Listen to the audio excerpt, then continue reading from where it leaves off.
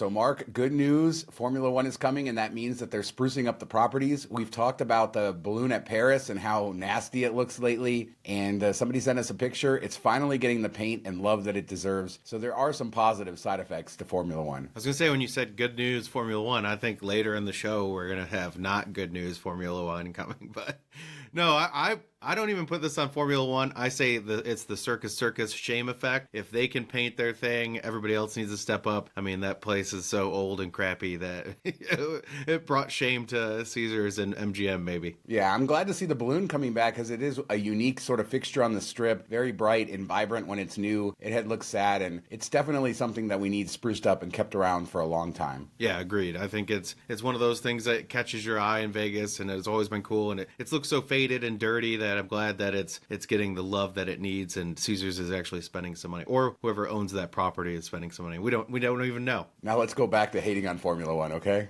Yeah, exactly.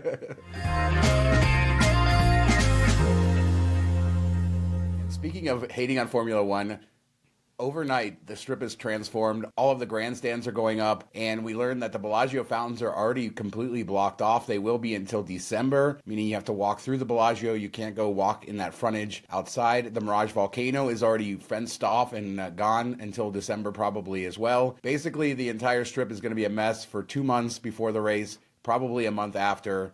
And I can't imagine that this is a good thing for people coming and visiting, but this is what you have to deal with. Vegas Starfish had a good video kind of showing the beginnings of it. And by the end of this week, we should really have a ton of impact for people visiting Las Vegas. Yeah, just imagine, you fly to Vegas, you land, you spend all this money on a plane and a hotel, you go to the Bellagio to check into your $500 a night room, you can't get your comps, half the machines aren't working, and now you can't even go watch the fountains because it's all blocked off from Formula One. So it definitely is not a great experience for people over the next couple months. And this is a big reason why I pushed my trip out until after this is all done, because I just wouldn't enjoy myself as much there right now. It doesn't look the same. You can't walk the Strip, and the Strip is already tough to walk as it is with all the people there. And now you're creating these other areas that are going to get backed up, and people are going to have to work their way around it and stuff. It's going to be kind of hectic and a mess. And I feel bad for anybody that's coming to Vegas for the first time and this is the way they're seeing it.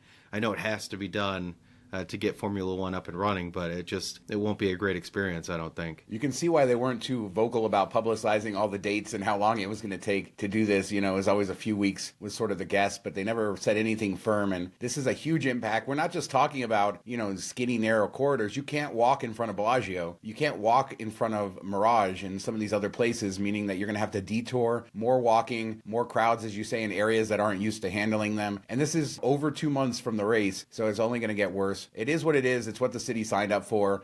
You can't really criticize Formula One. They have to build the stuff. But yeah, as you point out, as a visitor, this would not be the time to come. And I wonder how that's going to impact things, if they've ever factored that in for this race, how many people are choosing not to come, especially in an age of social media where people make last minute trips to Vegas, and this visuals are going to be everywhere. People are going to see how much of a mess it really is. Yeah, and then you got to look at, they're going to see this year, and then next year they're going to mentally prepare for it or say, okay, when's Formula One dates next year? Let me block off a month or two before that, and I'm definitely not going to go visit Vegas. So whatever push they get for this weekend of all these high prices and, the restaurants and everything filling up and paying all these insane fees, what's it going to do the 2 months before? October, November are usually a pretty decent time in Vegas. Great weather, perfect time to visit, and that's going to be hindered right now. So how much does that affect them going forward? Do they lose more money than they make? I mean, I don't know if any other city is affected this much, with their pedestrian walkways and everything that they hosted in. Yeah, but at least the balloon at Paris looks nice, so we're happy about that. There you go. Way to stay positive. So this slipped by us last week. We didn't get to cover it with all the MGM news. Wynn has started charging for parking. This follows Venetian starting to charge for parking and the opening of the Sphere upcoming. Not a surprise. This was widely predicted. I think it's $20 for self-parking, $40 for valet. And if you're staying in the hotel, it is free, which is nice. And that's what they did before when they had paid parking the first time. So I don't expect them to backtrack this time like they did a few years ago. It's going to be way too busy there.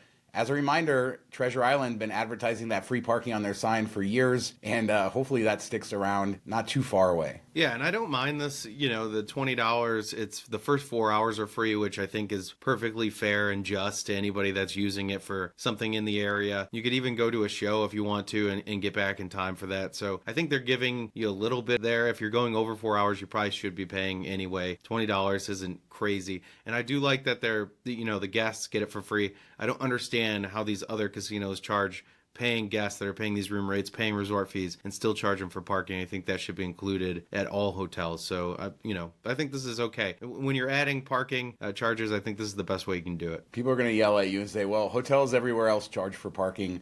U2 did a pop-up in downtown Las Vegas, and I wasn't invited, but a lot of people seemed to get the tip that was coming, so I couldn't get down there in time. But they performed a new song that's Vegas-inspired called Atomic City, and I think they recorded the music video along with some promo videos down around Fremont Street, and then they did their concert in front of Plaza, which looked great, and there was tons of video all over social media. I didn't know that they recorded their music video for I Still Haven't Found What I'm Looking For back in 1987 on Fremont Street as well, so everything comes full circle, I guess. U2 really embracing Vegas as they get ready for their residency at the Sphere. Neither one of us are big U2 fans, so we didn't know that they did a music video in the 80s there. But that's cool tie-in, especially with the show coming up. And I like that I think I read that they were going to give everybody pizza or food or something, and they decided to just give everybody that hung out for like 10 hours $150 as a thank you. And I'm sure they all would have done it for free just to, one, be in the video, and two, experience it. So that's kind of cool too. Yeah, it looked like a great time, and they're really embracing the Vegas thing, which is cool. So let's update people on the MGM hack, and there's not a lot of new stuff to report.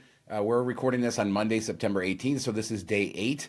And the online reservations still down. MGM Rewards still down. Most of their systems in the casinos, their payment systems are still up. Although I've heard anecdotal reports like in restaurants, all the tabs are staying open. They're not closing them. And so the systems are getting slower. I think they're still using the master keys where you get one key per room. So that system is still a little wonky. I've seen reports of elevators. There were mixed reports of some employees not getting paid last Friday, but MGM confirms that they have paid everyone. So we'll see how that all shakes out. They're doing their best, but they're still not online, and they have extended the cancellations, I think, to the 24th. So if you have a reservation through the 24th, you can cancel. But mostly everything is looks normal in their casinos. Still no tickets in most of the machines, which I think has to be the biggest hassle. Yeah, if I was a slot player, I would not play at an MGM casino. If you got to wait for hand pay and everybody's got to wait for hand pay, it's going to take forever. It's different if you hit a big jackpot, you don't mind waiting, but if you're waiting to cash out, $40 and what's the point? You're just going to play through it and probably lose it at that point. So I would go somewhere else. In there, how much money are they losing from that? Just from the slot play? I think table games, everything else like that is pretty standard. So if you play that, you don't mind. Maybe they end up making more money because people just force through their money and say, you know what, I'm not going to wait for this payout. Or maybe they're making money from the 50 cents here and there that people are leaving on the machines. Yeah. Going right in their pockets. I saw somebody mention this and I hadn't thought about it, but if you want to leave money on a machine, don't hit the cash out button because that locks the machine for the future person because it requires the hand pay. If you have 7 cents, 20 cents, you want to leave it, just leave it. Let somebody else come so you don't lock up the machine.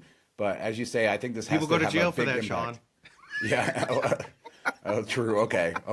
I take that back.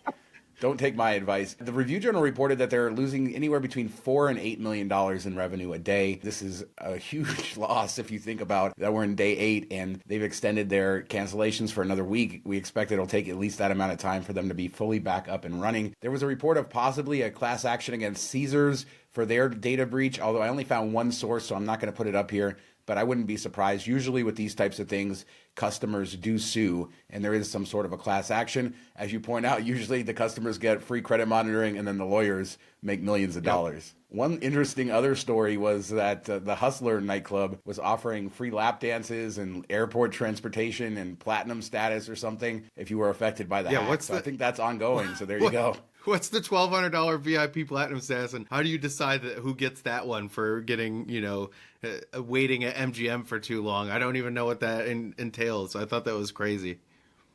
Yeah, because there's got to be a lot of people who are affected, right, that are lining up for this $1,200 platinum experience. And if everybody has it, then nobody has it, right? I don't know.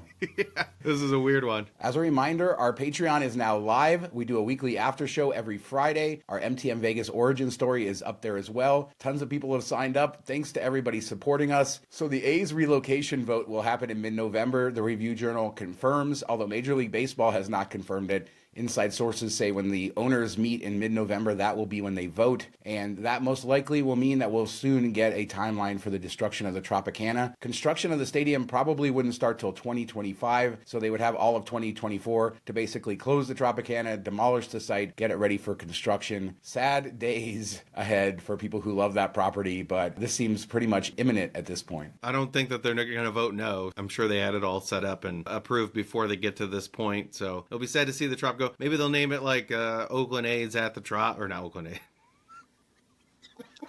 That would be great. Maybe they'll name it Vegas A's at the Trop or something like that, you know, tie it in somehow. But I'd love to see like the sign stay on the side of the building somewhere. You know, if not, it'll end up in the Neon Museum, which is an awesome place to go check out anyway. But I'd like to see them bring that in somehow, or maybe the new casino has some tie into it. Definitely keep it alive. You know, we have too much old Vegas going away. Yeah, and I plan to stay there when they close. Got to stay in those bungalow rooms. If you guys want some piece of history, those are the oldest hotel rooms left on the Strip, so stay at them while you can. The Washington Post did a sort of breakdown. I think they did this nationwide. They looked at like tens of thousands of Yelp reviews and determined what's the best pizza in any market. And they went by type of pizza. So for Las Vegas, they went Chicago, Detroit, Neapolitan, and New York pizza. Best Chicago is Windy City Chicago style pizza. Best Detroit pizza, Good Pie. Have you tried Good Pie downtown? I have not. I've seen the pictures. It looks pretty close to what you'd get here, but I have not tried it. It looks like a decent replication of it. So I'll be interested to see for myself. Best Neapolitan is Settebello Pizzeria, which I've had their pizza before. Very good. Best New York pizza is Secret Pizza. That one I'm going to disagree with because I've had much better New York pizza at quite a few other places, although Secret Pizza is decent. People love that place though, man. I was surprised to see Secret Pizza up there just because it doesn't seem like one that would be the best New York style. And then you shared one with me. What was it, like 00 or something like that? That looks like a Neapolitan style pizza. Looks really good. Yeah, that came from John Curtis, Eating Las Vegas. He said it's the best pizza in Las Vegas. It looks incredible. As you said, it's a Neapolitan, more traditional style pizza. And I think it's in Chinatown area in this sort of bar. I don't know, but it looks amazing. Yes. One of the best and then things you go I've to the seen in a tiki while. room after. There you go. Go to the tiki There bar. you go. Oh my God, there's so much news this week. There's a shakeup at Resorts World. Scott Sabella, the CEO, the guy who took that project, got it completed. His whole vision has been behind it for the last few years since it opened. He was fired. We know there was a gaming investigation about some of the vendors that had been brought into Resorts World. Tacos El Cabron, I think one of the owners was a convicted felon, which caused a problem. But Sabella was clear of any wrongdoing in the gaming investigation of all of that. But this week, Resorts World, owned by Malaysian company Genting, they fired him, basically saying that the company was recently made aware that Mr. Sabella violated company policies and the terms of his employment. Goodbye, Mr. Sabella. One of the top executives is taking over for him. This is a big change for Resorts World, a property people love, people hate. It's struggled to find its way, but I still think it's a compelling product, and it'll be interesting to see what direction they go in from here. Allegedly was using, giving out free gaming to his bookie that he owed money to and stuff like that. So it sounds very mafia-esque, all the stuff that is circulating that might have happened in the last couple months. And then we have the Nico sign incident. I had to bring that up again. So it just seems like they maybe don't have the best management team running Resorts World at the time. Like, seems like it's kind of wild, wild west there. I mean, I don't mind the throwback to all the mobster type stuff. It feels like old Vegas again.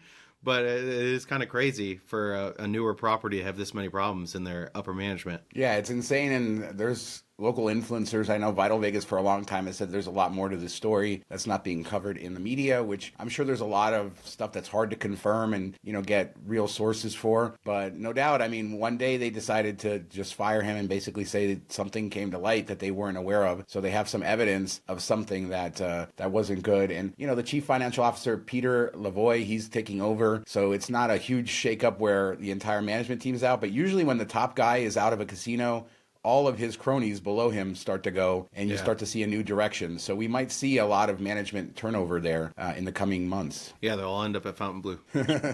Well, let's talk about that, because we finally have a Fontainebleau website. Even though you pointed out this morning as it launched, it's a little wonky. Maybe everybody's hitting it up at once. You got some errors. I was able to navigate the site. Rooms are now bookable. And we did also get confirmation that the place is going to open December 13th, which is bad news for you and your trip. Yes. You will just miss it. Jerks. No, I mean, I was able to look at some of the restaurants and the pool area and stuff, and then other areas just with bad gateways. So I'm guessing their servers are getting hit pretty hard with it being the first time it's online, which still blows my mind that, we're only a couple months away and they just got the website up and pictures and everything. But a lot of the restaurants look really, really cool. So I'm excited for that. The pool area, I think, looks cool, but I also worry about there's not a ton of pool to it. So I wonder if it's going to be a little cramped with people standing everywhere. I love the center bar. Looks kind of like a shell type of thing, very Miami feeling. So I like the design of it. I wonder, and you're not seeing the full picture of it, but, I wonder if there's enough actual water area for people. I agree. When I saw that, I saw some aerials.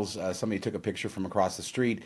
And then we have the concept art. And there's a long, skinny pool out there, but I believe that's part of their VIP pool. So if you talk about pool for the regular guests, there's 3,500 rooms. It sure doesn't look big enough for all of that. But it does look like a beautiful pool area. As you said, has some interesting mid-century modern sort of takes and architecture out there. Very similar to the original pool as it was announced, in the original project from 15, 16 years ago. 36 bars and restaurants. And a lot of this stuff we had never heard of before. It hadn't been released or in press releases.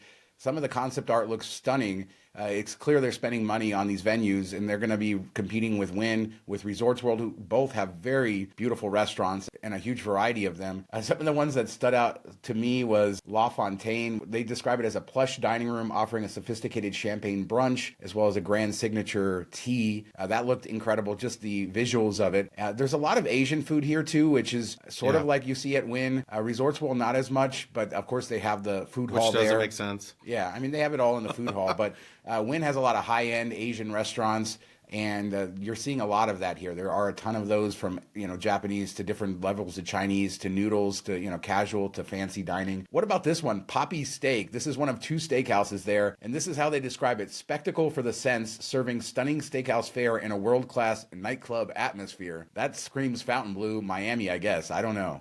Yeah, it screams like you can't talk to your date when you're eating, but no, it sounds unique, something different. And I think they came up with a new name for food court. If I'm just looking at the pictures, the Pavilion, is that what they're calling their food court? Which actually looks like they have some good options. They have the pizza and all that stuff, the tacos, everything. It looks nice. It's not like a corporate redo of other things. So it looks like each one's a little bit unique too, which is nice to see. The Promenade is actually the name, but yeah. The Promenade. Yeah, they toned it down. All right, so one last restaurant venue, Washing Potato. This is my favorite one, and I have no idea. This is how they describe it: study in Chinese noodle perfection, utilizing black box theater lighting for a sense-heightening drama in every bite. So Chinese noodles with black box lighting. I don't know, but it sounds very interesting, and I'm happy that they're trying this new stuff. I wonder how successful many of these venues will be. Everything looks beautiful in the artwork. It all comes down to what the food is like. We don't know what the cost will be, but I'm sure it'll be, on the higher end side. So everything looks great. I'm excited. There's so many places to check out. So if you're staying there, you don't really need to leave unless you want to find a pool that you can actually swim in. Then you might need to go somewhere. But it looks perfect. Everything we've seen up to this it fits in, and that's one of the knocks we've had with like Virgin and stuff, where it's not one cohesive feel to it, where I think that all of these, at least from the concept art, feels like it belongs in the same place. Yeah, this is exciting because this is sort of the property we thought we were getting based on the concepts. No real pictures yet. One other thing to say is the hotel is bookable from December 14th, $500 a night for that first weekend. The next week, midweek, is $200, and the cheapest rates I could find for any night were $200. They only have their standard blue rooms and then their slightly upgraded gold rooms, so none of the suites are bookable as of yet, meaning that, probably not all the rooms will be online when it opens. But you're looking at a $45 plus tax resort fee, and you can even sign up for Fontainebleau Rewards right now. I probably wouldn't. See if they run some sort of promotion in their opening time. No need to sign up now, but they're going to have have gaming out by the pool. Their sports book is going to be kind of similar to Resorts World. It's going to be in that sports bar sort of place. And the casino looks spectacular from the stuff that we've seen, both the leaked pictures and the concept art. I really can't wait for this place. This might be the new Cosmo, as they say. And, hopefully they can deliver. The rooms are, a little on the small side for what they're going for, especially considering they have so many of those standard rooms compared to somewhere like Cosmo. But I am excited. I'll probably give it a stay that first week at the $200 rates because I don't want to pay $500 for opening night. I'm sure people will gladly pay it, just to check it out. And I think $200, when you taxes, fees, all that stuff, is probably gonna be closer to $300 a night. I think that's about where it will end up most of the time. Weekends a little bit higher, but that seems about right. And I think that's decently priced, especially the first year. A lot of people are going to want to go check it out. So, you got to grab what you can when you can. They got to keep the dogs out of there, right, Sean? If you want to be the new Cosmo, you got to keep the dogs out. Or maybe they're just going to go all in on the dogs. One last thing is the website doesn't have any blue. There's no blue in the whole website. It's just all gold and white. It reminds me of the old MGM website, so I don't know what's going on there. They took all the blue out of it, but I laughed when they have like the bow tie as like their logo thing, and somebody's like, that looks like Chippendales. It threw me off for a minute. So let us know what you guys think about anything we talked about, the shakeup at Resorts World, Found Blue's website, and being bookable, anything that surprises you there. YouTube Pop-Up Show, Best Pizza in Las Vegas. Hit us up in the comments. We do 2 shows a week, Tuesdays and Fridays. We'll be back in just a couple days with another show. Thanks so much for watching. Talk to you next time. See you on Friday. Have a good week, everybody. Come join us on Patreon.